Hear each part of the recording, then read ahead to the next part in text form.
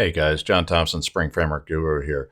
In this module, we're going to get into introducing you to Spring MVC. Spring MVC is what kind of drives web pages within the Spring Framework. And in this module, we're going to do some fun stuff. We're going to take a look at using Thymeleaf templates to generate pages. For Thymeleaf, we're going to combine that with Bootstrap CSS for doing all the layouts that we're going to be working with. Now, I'm not intending to give you like a crash course on Bootstrap CSS. It's the most popular CSS framework out there right now, actually released by the guys at Twitter. It used to be called Twitter Bootstrap. Now it's just Bootstrap CSS. But it's a real nice CSS framework that we can work with to make our pages look pretty and stuff. And so we'll be getting into that. And then we're going to create a basic Crud application. So an application that can create a record, read a record, update a record, and delete a record. Basic Crud operations. In that, we are going to get into setting up controllers that will accept parameters, basically show a list of items and show that in a table. And we'll show you how in Thymeleaf to list out all those items. We'll create a form where you can post stuff to the Spring MVC controller. And then also how to do an update and how to populate that form with stuff coming back from the persistence store.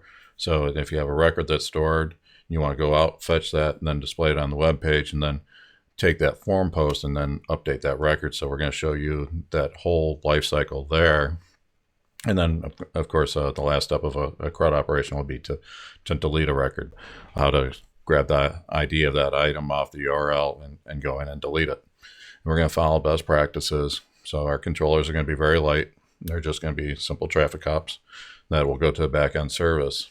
Now, in this section of the course, we are not going to get into database persistence. That's a whole nother thing that we need to get into.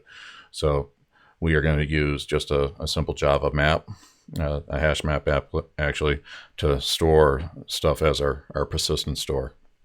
And now in future modules, we are going to swap that out and use JPA to store it in an actual database. But we have to start somewhere. In this module, we are just focusing on Spring MVC. We're going to get into some of the basics of using Thymeleaf, setting up the views using HTML and Bootstrap for our CSS framework. And then we're going to set up controllers, and we're going to learn how to map controller actions to a URL request, how to pull in parameters off the URL itself. So we'll do a /ID and how to get that ID into our controllers. And then we'll show you dynamic binding. Also, so when we have that form post come back, rather than parsing each property off the form post, we are going to allow the Spring Framework to automatically bind those properties to an object, and then we'll be working with that object. There won't be any binding action. And a lot of stuff's going to happen in this module. I'm pretty excited for you. This is where you'll actually be building more than just a little hello world application, so you'll be able to have some fun with that.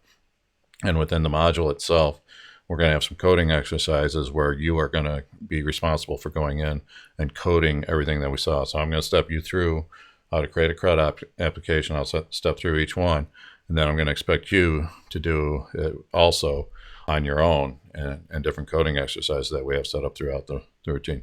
So a lot here, but it's going to be fun. We'll be actually building a web application and be able to see Spring MVC handling the forms, the form posts and stuff like that, and how inversion of control is working to bring in our little persistence store that we wrote, a mock persistence store, which in a future, we are going to take the same application that we wrote here, and we're going to actually tie it to a database.